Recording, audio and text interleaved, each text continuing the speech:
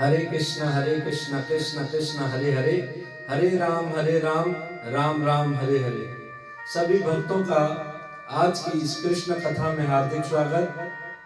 क्रम अनुसार हम भगवत गीता समझने का प्रयास कर रहे हैं, परंतु भगवत गीता समझने से पहले हम भगवत गीता की महिमा को समझने का प्रयास करें, जिसे प्रभुपाद जी ने भगवत गीता की भूमिका में बहुत ही अच्छी तरह से समझाया। देखिए, इस संसार में हमें कई प्रकार की भगवत गीताएं मिलेंगी और कई लोगों ने इस भगवत गीता को लिखा है। लगभग 700, 800, 1000 प्रकार की भगवत गीताएं मिलेंगी, पर लिखने वाले जो है ना, इन्होंने भगवान के भाव को, जो भगवान चाहते हैं, ऐसा प्रस्तुत नहीं किया। भगवान के भाव को कौन जान सकता है, कौन प्रस्तुत कर सकता है? जो भगवान का प्रिय हो, जो भगवान का शुद्ध भक्त हो, वही भगवत गीता को अच्छी तरह से प्रस्तुत कर सकता है। नहीं तो इंजीनियर ने भी भगवत गीता लिख दी, डॉक्टर ने भी, किसी राजनेता ने भी, परंतु वो भगवत गीता के मूड को अच्छी तरह नहीं लिख पाए, भगवान के मूड को, भाव को अच्छी तरह समझ नहीं पाए। एक भक्त ही भगवान के भाव को अच्छी तरह समझ सकता है। भक्त्या माम अभिजानाति, केवल भक्ति के द्वारा मुझ भगवान को समझा जा सकता है। और हमारे अंतरराष्ट्रीय कृष्ण भावना अमृत संघ के परम आचार्य A.C. भक्ति वेदांत स्वामी श्रील प्रभुपाद ने भगवत गीता को अच्छी तरह से भगवान के भावों को प्रस्तुत किया। और इस भगवत गीता को, जो जिसका नाम रखा गया भगवत गीता यथारूप, Bhagavad Gita as it is, यानी भगवान के जो भाव हैं, उन भाव को मूल रूप में इस गीता में प्रस्तुत किया गया। और प्रभुपाद जी की ये भगवत गीता, जिसका नाम है Bhagavad Gita as it is, अगर इस Bhagavad Gita as it is को अगर हम नहीं समझाएंगे, अगर इस Bhagavad Gita as it is को हम नहीं समझेंगे, तो हम रह जाएंगे एज इट इज। यानी इस प्रभुपाद जी की भगवत गीता को अगर पढ़कर हम नहीं समझेंगे, हम अपना जीवन में परिवर्तन नहीं लाएंगे, तो हम रह जाएंगे एज इट इज, यानी जैसे थे वैसे ही रह जाएंगे। इसलिए हमारे जीवन में अगर परिवर्तन लाना है, हमें भक्त बनना है, हमें कृष्ण को समझना है, तो हमें प्रभुपाद जी की भगवत गीता यथारूप उसको समझना, उनको पढ़ना पड़ेगा। भगवत गीता का मर्म क्या है, इसको प्रभुपाद जी ने भगवत गीता की भूमिका में समझा दिया। भगवत गीता का मर्म क्या है, भगवत गीता का लक्ष्य क्या है, भगवत गीता के विषय क्या है, भगवत गीता का तरीका क्या है, और भगवत गीता से क्या लाभ मिलते हैं, कैसे समझे हम उसको। देखिए, बाजार में हमारे रोगों की कई दवाएं मिलती हैं। हम जब मेडिकल पर जाते हैं ना, वो वहां पर बहुत सारी दवाएं होती हैं, पर उस दवा को हम लेकर के अपने मनमाने ढंग से नहीं पी सकते। कोई मित्र हमें बता दे कि आप इस दवा को पी लो, तो हम नहीं पी सकते, परंतु उस दवा को लेकर के आए और उस दवा पर लिखे हुए चिकित्सक के अनुसार, औषधि के अनुसार उसको पढ़ें और समझें, और उस अनुसार अगर हम उस औषधि को ग्रहण करेंगे, तो हमारा रोग ठीक हो जाएगा। उसी प्रकार भगवत गीता के वक्ता भगवान श्री कृष्ण हैं, और जब तक हम उनके भाव, उनके मूड को नहीं समझेंगे, तब तक हमारे जीवन में कोई परिवर्तन नहीं होगा। एक भक्त, एक शुद्ध भक्त जिसके पास भक्ति होती है ना, वो ही भक्ति दे सकता है। जिसके पास 100 की नोट होगी वो ही हमें 100 रुपए दे सकता है, अन्यथा नहीं। और प्रभुपाद जी भगवान श्री कृष्ण के शुद्ध भक्त हैं, और उन भक्तों के द्वारा हम उनके मुख से अगर भगवत गीता को सुनेंगे और समझेंगे तो निश्चित रूप से हम भी भगवान के कृष्ण के शुद्ध भक्त बन जाएंगे। और प्रभुपाद जी ने ऐसा करके देखा है। फॉरेन में जब प्रचार करने के लिए गए तो अनेक हिप्पी लोग जो थे वो हैप्पी बन गए। ये गीता पढ़ करके उनके जीवन में भूचाल आ गया, परिवर्तन आ गया। कितने ब्रह्मचारी बन गए, कितने सन्यासी बन गए। ये परिवर्तन होना चाहिए। अगर शुद्ध भक्तों के संग में बैठ करके हम इस गीता को समझने का प्रयास करेंगे तभी हमारे जीवन में परिवर्तन आएगा। भगवत गीता का मर्म क्या है? देखिए, इसमें 5 मर्म बताए गए हैं। भगवान, भक्ति, भक्त, भगवत गीता और भूमि। भगवान, भक्त, भक्ति, भगवत गीता और भूमि, ये 5 मर्म बताए गए हैं। और सबसे पहले मर्म को अगर हम समझें तो वो है भगवान। सबसे पहले हमारे इस संसार में लोगों की बड़े से बड़ी कंफ्यूजन है कि भगवान कौन है। क्योंकि कई लोग तो भगवत गीता पढ़ते भी हैं पर भगवत गीता पढ़ करके भी कृष्ण को भगवान के रूप में नहीं मानते। ये सबसे बड़ा दुर्भाग्य है। तो भगवान को शब्द की व्याख्या अगर हम समझें तो भगवान के अंदर विष्णु पुराण में बताया गया है पराशर मुनि के द्वारा, जिसके अंदर श ऐश्वर्य पूर्ण मात्रा में हो उसको भगवान कहा जाता है।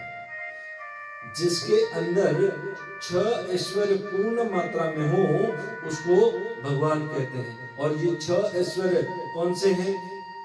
सौंदर्य, धन, यश, बल, ज्ञान और वैराग्य।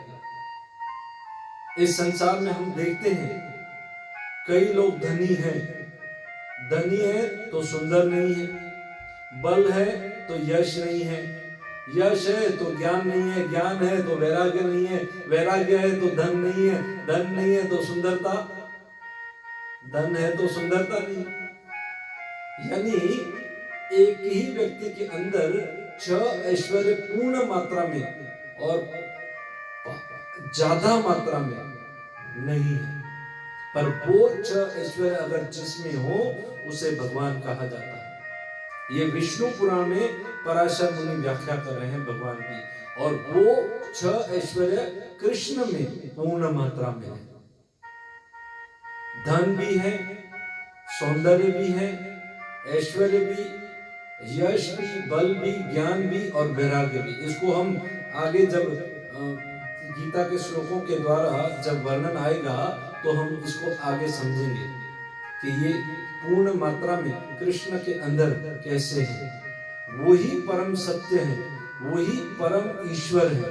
ब्रह्मा जी अपनी स्तुति में वर्णन करते हुए कहते हैं, ईश्वर परम कृष्ण सच्चिदानंद विग्रह अनारध्याधि गोविंदम सर्व कारण कारण।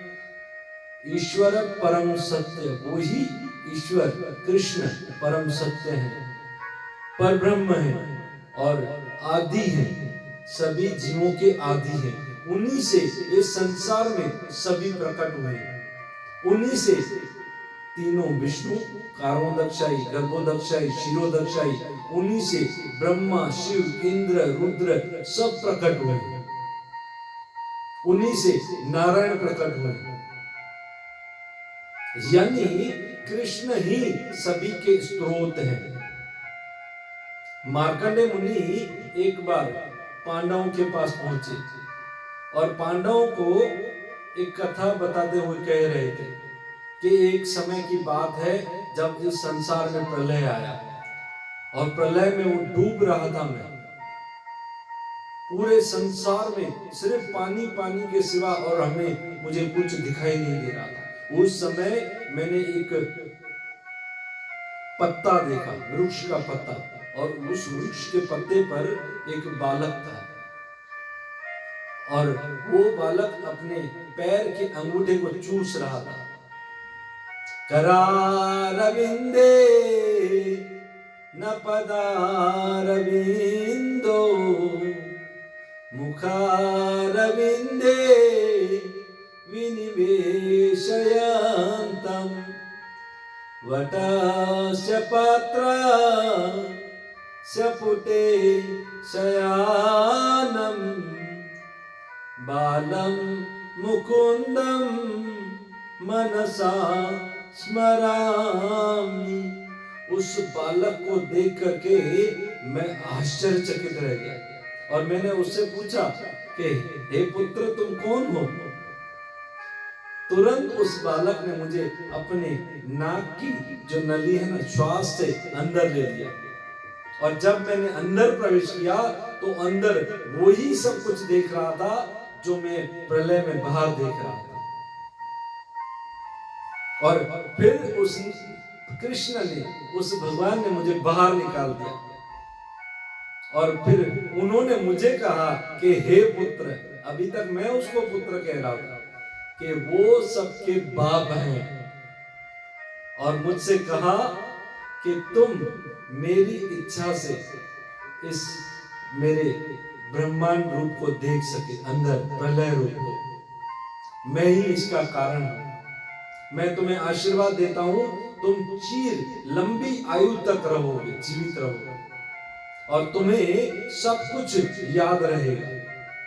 ये पांडवों को जब मार्कंडेय ऋषि बता रहे थे तो उसी समय पांडवों ने कृष्ण को प्रणाम किया।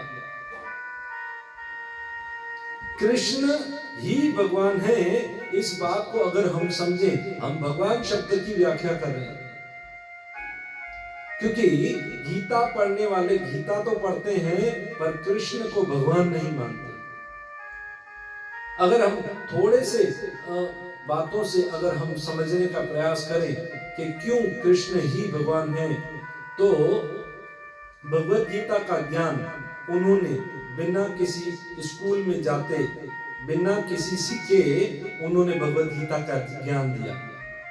उन्होंने जन्म के समय चतुर्भुज रूप प्रकट किया, मथुरा की जेल में अपने माता पिता के समक्ष चतुर्भुज रूप में प्रकट हुए और अपने माता पिता को 3 जन्मों की बातें बताई कि आप 3 जन्म पहले कौन थे। देखिए, कोई बच्चा अपने जन्म के विषय में तो जानता नहीं, अपने माँ बाप के जन्म के विषय में क्या जानेगा। उन्होंने 6 दिन के जब थे तो उन्होंने पूतना का वध किया। इतनी बड़ी राक्षसी पूतना का वध किया 6 दिन में, और उन्होंने ही यमुना के अंदर बड़ा जो कालिया नाग था उसका मर्दन किया और गोपियों के साथ रासलीला की।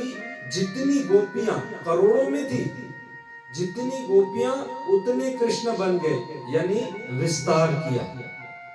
कोई विस्तार कर सकता है? उन्होंने अकेले अनेक अधर्मी राक्षसों का वध किया, कोई सामान्य व्यक्ति नहीं कर सकता। उन्होंने ही देवकी के 6 मरे हुए पुत्रों को जीवित किया, लाए। उन्होंने ही अपने गुरु सांदीपनी मुनि के पुत्र जो थे उनको, मरे हुए पुत्र को जीवित करके उन्होंने गुरु को गुरु दक्षिणा दी। उन्होंने 16,108 रानियों से विवाह किया। ये एक व्यक्ति के लिए संभव नहीं है। आज व्यक्ति 2 विवाह करता है तो भी अपना जीवन बर्बाद कर देता है, और कृष्ण 16,108 रानी, इतने महल, और एक एक रानी से 10-10 पुत्र और एक एक पुत्री थी।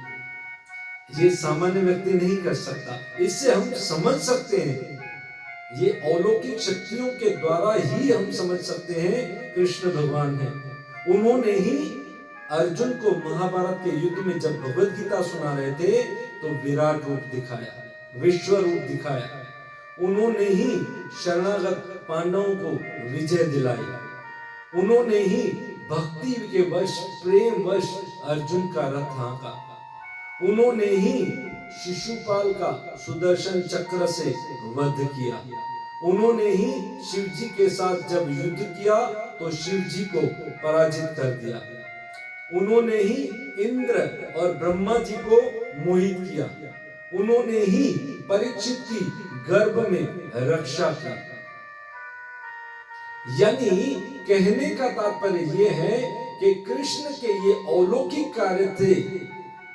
कोई सामान्य व्यक्ति भी ये समझ सकता है कि और अन्य कोई भी ये कार्य नहीं कर सकता। कोई सामान्य व्यक्ति तो कर ही नहीं सकता, पर बड़े बड़े देवी देवता भी ये कार्य नहीं कर सकते। आप देखते हैं जब कृष्ण का जन्म हुआ, जब कारागार में थे, तो सब देवी देवता ब्रह्मा शिव आदि सब कृष्ण की स्तुतियां करने आए, प्रार्थनाएं करने लगे। जब भी किसी देवता को कोई भी संकट आता है तो दौड़ करके कृष्ण के पास आते हैं। इससे हमें समझना चाहिए कि कृष्ण ही भगवान है और हमें उनकी शरण में जाना है। भीष्म देव जो बाणों की शेरशिया पर थे और पांडवों को उस समय कृष्ण जब उनके साथ आए थे, उन्होंने कहा आपके समक्ष ये जो कृष्ण है ना, ये कोई और नहीं, साक्षात नारायण के भी आदि है। नारायण भी इनसे प्रकट होते हैं। कृष्ण ही पूर्ण पुरुषोत्तम है, उन्हीं से सारे अवतारों का विस्तार होता है। सब कुछ उन्हीं से प्रकट होता है। वही सब चीजों के परम स्रोत हैं। उन्होंने ही यशोदा को मुख में ब्रह्मांड दिखाया। इस संसार में कोई व्यक्ति सामान्य कुछ थोड़ा सा धन या रूप या बल या शक्ति होती है तो भी उसका कितना संसार में यश होता है और कितना अहम होता है। परंतु कृष्ण के पास ये ऐश्वर्य पूर्ण मात्रा में थे, फिर भी वो सदा अपने भक्तों से प्रेमवश भक्तों के लिए इस संसार में आते हैं, उनकी रक्षा करते हैं। गौ ब्राह्मणाए हिताय च। तो हमें समझना चाहिए। और कृष्ण जब महाभारत के युद्ध में अर्जुन को भगवत गीता सुना रहे थे, उस समय अर्जुन भी जो कृष्ण के शुद्ध भक्त थे, उन्होंने भी 10वें अध्याय के 12वें से 14वें श्लोक में ये स्वीकार कर लिया कि मैंने ये सुना था, परंतु आपने अभी बोला और बड़े बड़े ऋषि मुनि नारद असित देवल व्यास ये भी सब कहते हैं कि आप ही परम स्रोत भगवान हैं।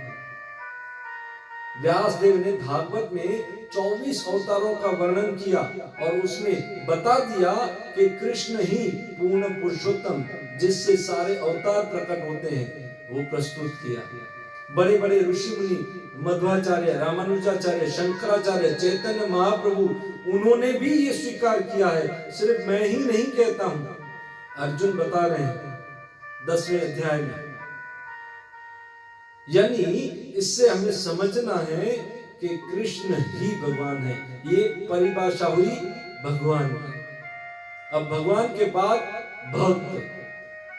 भक्त अर्जुन, और अर्जुन को भगवान गीता में ही कह रहे हैं इमं विवस्वते योगो, इवं विवस्वते योगम प्रोक्तवाहं अव्ययम, के ये ज्ञान जो है ये परंपरा से आ रहा था। कौन सा ज्ञान?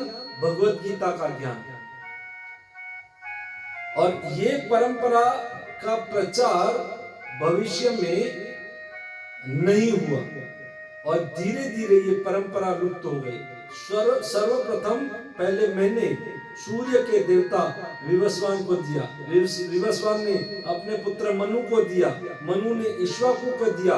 इस प्रकार से ये परंपरा के द्वार भगवत गीता का ज्ञान आ रहा था, परंतु काल क्रम में इसका प्रचार न होने के कारण ये ज्ञान लुप्त हो गया। और फिर से इस गीता को मैं इस संसार में तुम्हारे माध्यम से, अर्जुन मैं तुम्हारे माध्यम से इस संसार में भगवत गीता को प्रकट करना चाहता हूं। मेरे माध्यम से क्यों? मानो अर्जुन पूछे तो भगवान बताते हैं क्योंकि भक्तो असी में सखा चेती, तुम मेरे परम भक्त हो और मेरे सखा हो, मेरी शरणागत हो। देखिए, हमें भी अगर भगवत गीता को समझना है तो हमें भी अर्जुन की तरह भक्त बनना पड़ेगा। अर्जुन की तरह हमारी शरणागति होनी चाहिए। अर्जुन की तरह हमें कृष्ण का सखा बनना पड़ेगा। अर्जुन की तरह हमें भी कृष्ण से संबंध जोड़ना पड़ेगा। संबंध जोड़े बिना हम कृष्ण को नहीं समझ सकते। हमारी शरणागति के बिना हम कृष्ण को नहीं समझ सकते, हम भगवत गीता को नहीं समझ सकते। तो ये हुआ दूसरा, भक्त। अब तीसरा है भक्ति।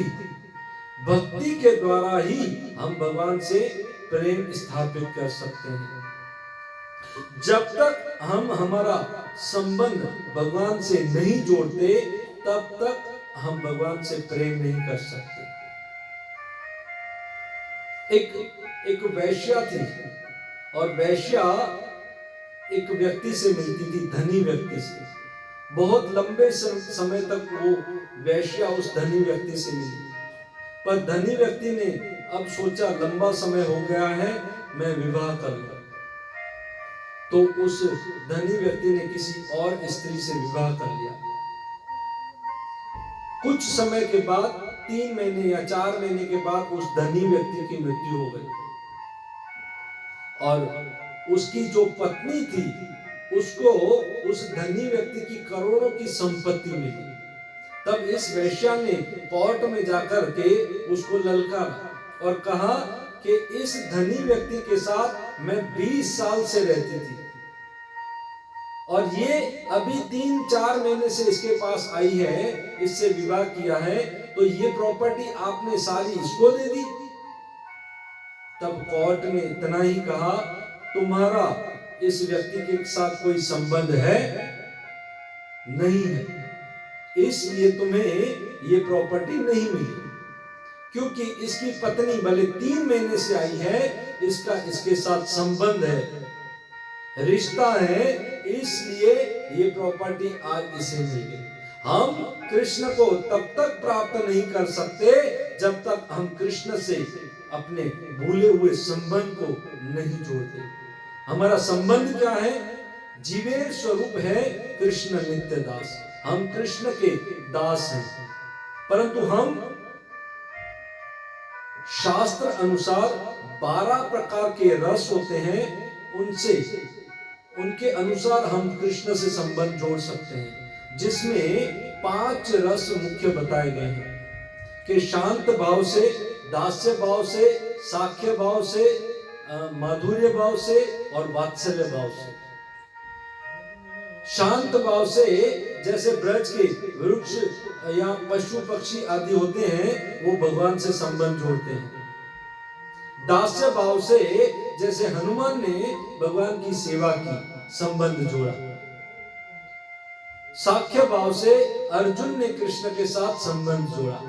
वात्सल्य भाव से यशोदा और नंद बाबा ने भगवान के साथ संबंध जोड़ा और माधुर्य भाव से गोपियों ने भगवान श्री कृष्ण के साथ अपना संबंध जोड़ा। जब तक भक्त अपना संबंध भगवान से नहीं जोड़ता तब तक उसका भगवान से प्रेम नहीं होता, और प्रेम जिसका भगवान के साथ हो गया ना, तो भगवान उस भक्त के वश में हो जाते हैं। देखिए, कई प्रकार से भगवान के भक्त भगवान की भक्ति करना चाहते हैं। जैसे कर्म योग इंद्रियों के द्वार होता है, ज्ञान योग मन के द्वार होता है, और अष्टांग योग जो होता है वो बुद्धि के द्वारा होता है। परंतु भक्त जो होता है अपना हृदय भगवान को दे देता है, और इसी कारण भगवान भक्त के वश में हो जाते हैं। जैसे सुदामा जब द्वारिका में आए तो भगवान ने कैसे उनका स्वागत किया। गरीब ब्राह्मण जब द्वारका में आए, पर मेरे सखा हैं, दौड़ करके आए, उनके चरण धोए, उनको अपने हाथों से खिलाया, उनकी सेवा की। भक्तों के वश में हो जाते हैं, प्रेम के वश अर्जुन का रथ हाँका। युद्ध के मैदान में हमने देखा 12 महाजनों के द्वारा जो शुद्ध भक्त हैं और भक्ति को जानते हैं, जैसे ब्रह्मा, शिव, नारद, कुमार, बलि, यमराज, भीष्म, सुखदेव गोस्वामी, प्रहलाद महाराज और 4 कुमार, ये 12 महाजन जो हैं वो कृष्ण को, भक्ति को अच्छी तरह से जानते हैं और इनके पथ पर अगर उनका हम अनुसरण करें तो हम भी कृष्ण को आसानी से प्राप्त कर सकते हैं, उनसे प्रेम कर सकते हैं, क्योंकि भक्त ही भगवान को अच्छी तरह जानता है। भक्त्या माम अभिजानाति, और हम ऐसे भक्तों के पास जाएंगे तो भक्ति सीख जाएंगे। और ऐसे भक्त जब भगवान की शरण में जाते हैं तो भगवान कहते हैं तेषाम अहम समुदरता मृत्यु संसार सागरा भवामी न चिराग पार्थ मई आविश्य सचेतसा, उसको मैं इस भव सागर से निकालने वाला हूं। जैसे कोई समुद्र में डूब रहा है और हाथ ऊंचा करके भगवान को पुकार रहा है, तो भगवान गरुड़ पर आते हैं और उसको इस भव सागर से खींच लेते हैं। जैसे गजेंद्र डूब रहा था और ग्रह ने उसको पकड़ लिया था, जब गजेंद्र ने भगवान को पुकारा तो गरुड़ पर भगवान आए और उनको वहां से निकाल दिया। और अगला विषय है भगवत गीता। भक्त, भगवान, भक्ति और भगवत गीता, और उसके बाद भूमि। तो भगवत गीता जैसे कितने हमारे बड़े बड़े आचार्य हुए, इस संसार में कितने बड़े बड़े लोग हुए जिनके द्वारा हम ये समझ सकते हैं कि उन्होंने अपने जीवन में भगवत गीता को उतारा। जैसे महात्मा गांधी के पास कोई भी समस्या आती थी तो वो भगवत गीता को पढ़ते थे। हमारे देश के प्रधानमंत्री नरेंद्र मोदी अमेरिका गए तो बराक ओबामा को कहा कि हमारे पास इससे बड़ी गिफ्ट नहीं है, और उनको भगवत गीता गिफ्ट दी। हमें अगर किसी को गिफ्ट देना है, किसी शादी में जाना है, तो हमें भी भगवत गीता देनी चाहिए। गीता को हम कैसे समझें, तो हमारे गुरु महाराज अक्सर हमें ये कथा सुनाते हैं कि दक्षिण भारत में श्रीरंगम में एक गरीब ब्राह्मण रहता था और मंदिर में वो भगवत गीता को पढ़ता था। भगवत गीता के श्लोकों का अच्छी तरह से वो उच्चारण कर नहीं पाता था, पर वो रोता था, उसके हृदय में से भाव निकल रहा था, आंख में से आंसू निकल रहे थे, पर लोग उसको देख करके हंसते थे कि ये अच्छी तरह भगवत गीता को पढ़ भी नहीं पा रहा है, तो ये क्यों पढ़ रहा है। उस मंदिर में भगवान स्वयं चैतन्य महाप्रभु पहुंचे, और जब उस ब्राह्मण को देखा कि वो भगवत गीता पढ़ रहा है और श्लोकों का उच्चारण भी ध्यानपूर्वक बराबर से नहीं कर पा रहा है, तो उन्होंने पूछा कि तुमने इस भगवत गीता में क्या देखा, क्या समझा।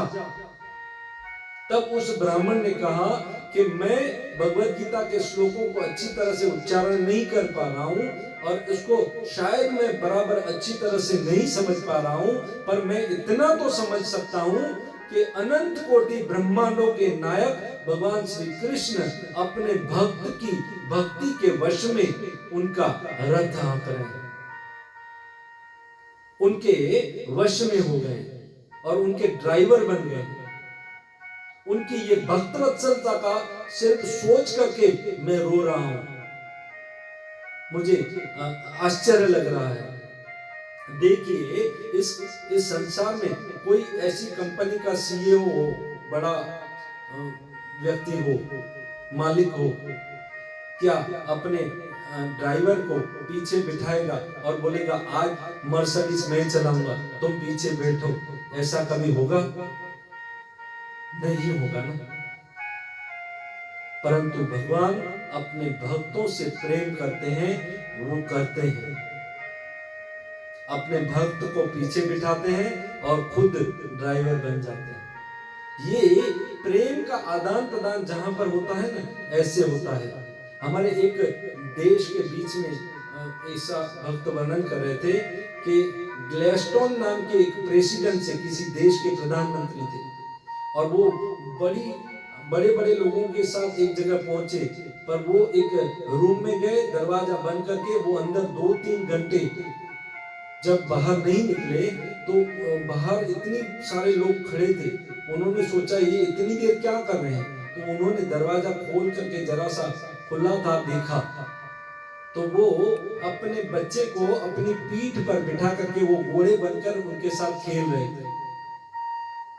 ये जहां प्रेम का आदान प्रदान होता है ना, वहां पर ऐसा होता है। देखिए इतने बड़े प्रधानमंत्री प्रेसिडेंट होकर के अपने बच्चे के साथ उनके घोड़े बनकर उनके साथ खेल रहे हैं। इसी प्रकार कृष्ण भी अनंत कोटि ब्रह्मांडों के नायक होकर के यहाँ पर अपने भक्त का रथ हाँक रहे हैं। यही ब्राह्मण चैतन्य महाप्रभु को बता रहा है। तब चैतन्य महाप्रभु जो स्वयं कृष्ण थे, उन्होंने उस ब्राह्मण को गले लगा दिया कि तुम शाबाश, तुम भाग्यवान हो, क्योंकि वास्तव में तुमने भगवत गीता को समझा है। इस संसार में अनेक ऐसे मायावादी हैं जो कृष्ण को कहते हैं कृष्ण तो हमारी ही तरह हड्डी और मांस से बने हुए व्यक्ति हैं, और उनकी मृत्यु हो जाती है, और वो निराकार है। परंतु कृष्ण निराकार भी है और साकार भी है। हमें समझना चाहिए, जैसे सरकार और प्रधानमंत्री। सरकार जो है वो निराकार है, और प्रधानमंत्री जो है वो आकार है। इसी तरह कृष्ण निराकार भी है, उनसे सब शक्तियां प्रकट होती हैं इस संसार में, शक्तियों के रूप में हर जगह विस्तारित रूप में वो प्रकट है, पर हमें दिखाई नहीं देते। पर कृष्ण स्वयं, जो स्वयं भगवान है, वो हमें दिखाई देते हैं, और वो भक्तों को ही इस रूप में दर्शन देते हैं, दिखाई देते हैं। प्रेम के वश जिनके होते हैं ना, वो ही उनको देख पाते हैं। महाभारत में हमने देखा कि भगवान तो दुर्योधन के पास भी गए थे, पर दुर्योधन ये कभी नहीं समझ पाया कि कृष्ण भगवान है। उस समय भी बहुत सारे लोग थे जो कृष्ण से द्वेष ईर्ष्या करते थे, वो कभी भी कृष्ण को नहीं समझ पाए। परंतु जो कृष्ण से प्रेम करता है वो समझ सकता है। भगवान कभी मरते नहीं है, वो अपनी इच्छा से स्वयं इस संसार में प्रकट और अप्रकट होते हैं। जैसे सूर्य इस संसार में प्रकट और अप्रकट होता है। सुबह सूर्य प्रकट होता है और संध्या के समय अस्त हो जाता है। तो अस्त हो जाए सूर्य को, हम बोले कि सूर्य अब मर गया, तो हमारे कहने से सूर्य मर जाएगा? नहीं। इसी प्रकार कृष्ण अपनी इच्छा से इस संसार में भक्तों की रक्षा के लिए, इस संसार में लीला करने के लिए अपनी इच्छा से प्रकट होते हैं, और समय आने पर अप्रकट यानी अपने गोलोक धाम में चले जाते हैं। तो हम अपनी बुद्धि से भगवान को नहीं समझ सकते। ऐसा जो कहते हैं लोग कि भगवान हमारी तरह मांस हड्डी के बने हुए हैं और मर जाते हैं, और फिर वो भगवत गीता को पढ़ते हैं और इसका उपदेश देते हैं, तो वो भगवत गीता को कभी नहीं समझ पाएंगे। वो भगवत गीता के रस का आस्वादन कभी नहीं कर पाएंगे, क्योंकि वो मधु की जो बोतल होती है ना, मधु की बोतल को सिर्फ बाहर से चाटते हैं, और उनको मधु का टेस्ट जो रस है वो कभी नहीं मिलेगा। मधु का रस तो उन शुद्ध भक्तों को मिलता है जो कृष्ण से प्रेम करते हैं, और ये जो मानते हैं कि कृष्ण ही भगवान है। और अंतिम विषय है हमारा जो भूमि कुरुक्षेत्र के उस भूमि पर भगवान ने भगवत गीता का ज्ञान दिया। आज से 5000 123 साल पहले। ये महाभारत का इतिहास, ये सत्य घटना है। और इस भूमि को समझने के लिए हम जब पहले श्लोक की चर्चा करेंगे,